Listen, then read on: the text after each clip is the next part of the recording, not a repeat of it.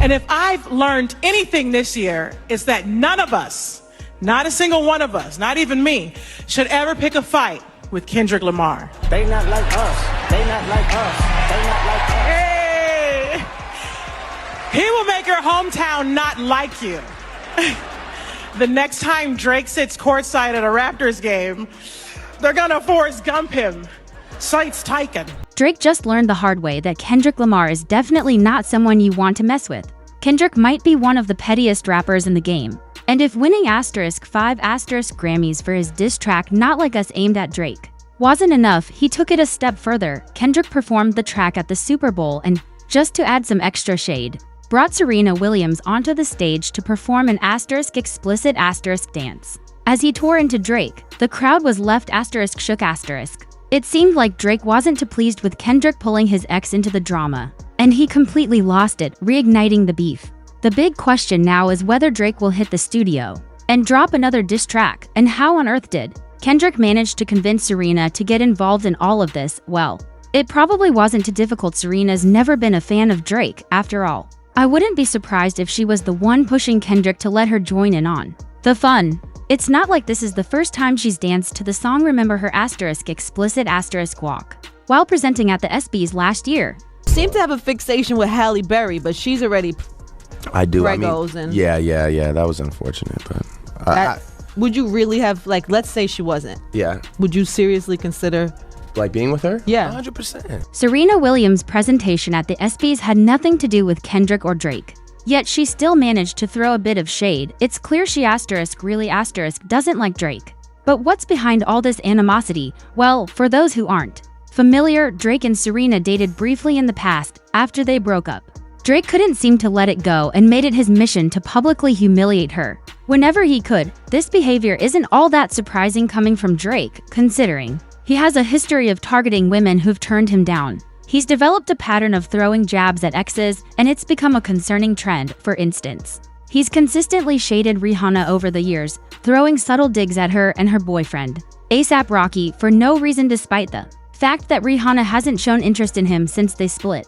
You'd think he'd take the hint and move on, but instead, he just keeps going. And his obsession with women in the industry didn't stop with Rihanna. Remember his awkward situation with Halle Berry? For years, Drake made it clear he was into her, expressing his admiration in interviews and on social media, but Halle? She wasn't interested. Despite her giving him the cold shoulder, Drake kept pushing, making inappropriate comments and crossing boundaries. One of the most cringeworthy moments came when Halle announced her pregnancy instead of simply offering congratulations like any normal person would. Drake used it as an excuse to make another unnecessary remark.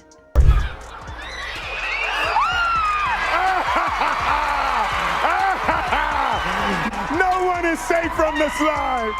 Drake didn't just stop at making random comments about Halle Berry. He actually name-dropped her in a few of his songs, and not in a way that could be seen as flattering. In fact, it came across as downright creepy. One example is his verse on the Migos Versace remix, where he rapped, "Take a famous girl out where there's no paparazzi. I'm trying to give Halle Berry a baby, and no one can stop me now." If that doesn't give off creepy vibes, I'm not sure what does. It wasn't playful or charming, it was just uncomfortable. Halle had never shown any interest in him.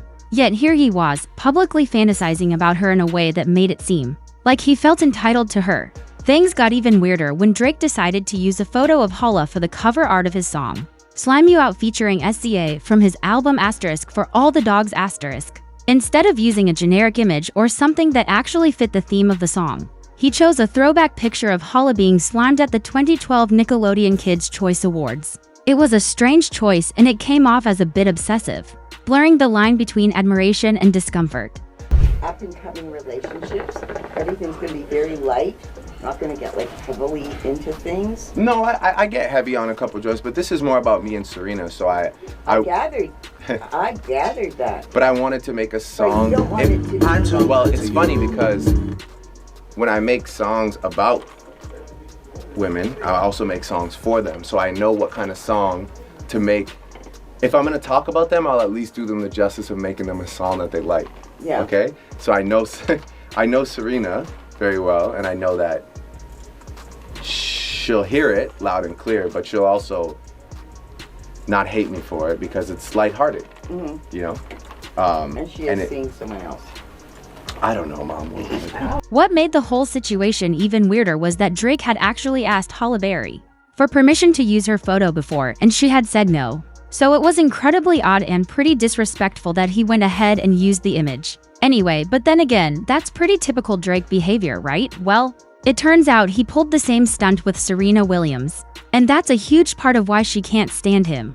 Drake seems to have a serious issue with women moving on, and it's especially clear when it comes to Serena. Not only has she moved on from him, but she's also married with 2 kids. So, what exactly did Drake do or say about Serena last year, out of nowhere? Drake dropped a massive 100GB stash of content on a mysterious site called 100gigs.org, and how did he announce it? Not through his official channels, but via his secret burner Instagram account. A plot twist, considering he'd been updating it quietly since June.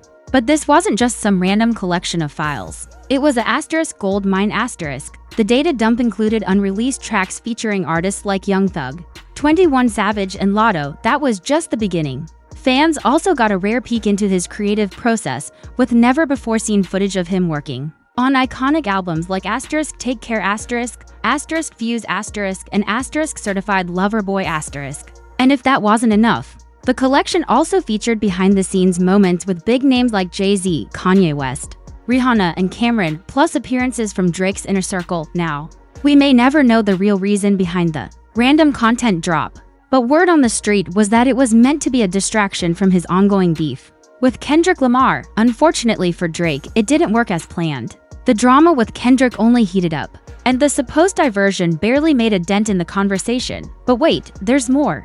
As if the 100GB data dump wasn't chaotic enough, Drake decided to throw in a little extra tea for the fans. Buried within all that footage was a clip of him working on To Good with Rihanna, where he casually revealed that the song wasn't actually about her, it was about his other ex, Serena Williams. And to make it even more hilarious, he wasn't confessing this to an industry insider or a close friend. He was spilling the beans to his mom, Sandra, like it was no big deal.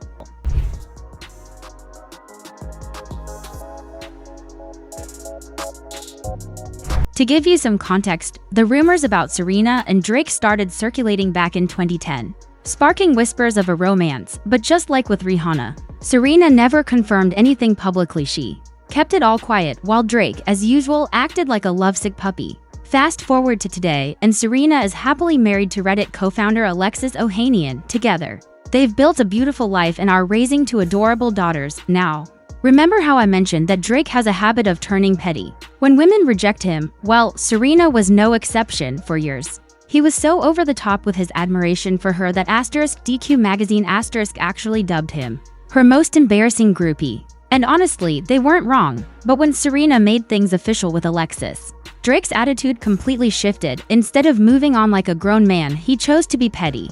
He threw shade at Alexis, calling him Serena's groupie, as if he hadn't spent years obsessing over her in the most cringeworthy way possible. In his song Middle of the Ocean from his *Her Lost* album with 21 Savage, Drake rapped, "Sidebar Serena, your husband a groupie," he claimed. "We don't got a problem," but we all knew what he was really saying. Alexis, however, responded in the classiest way possible. He posted a picture of himself with their daughter, Olympia, at one of Serena's tennis matches, captioning it, "The reason I stay winning is because I'm relentless about being the absolute best at whatever I do, including being the best groupie for my wife and daughter." When Drake later posted that video talking about Serena with his mom, fans quickly put 2 and 2 together and realized it was a direct response to Serena's explicit walk at the ESPYs to Not Like Us. Drake tried to throw off the scent by posting a bunch of other stuff, hoping people wouldn't catch on, but the fans were onto him right away. Serena, however, kept her composure and didn't clap back directly. Instead, she got her revenge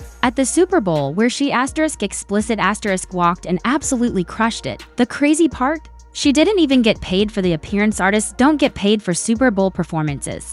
So she did it purely to throw shade at Drake, and it was all just for the spite of it. Turns out, Drake was not a fan of Kendrick and Serena pulling that stunt during a performance in Melbourne after the Super Bowl.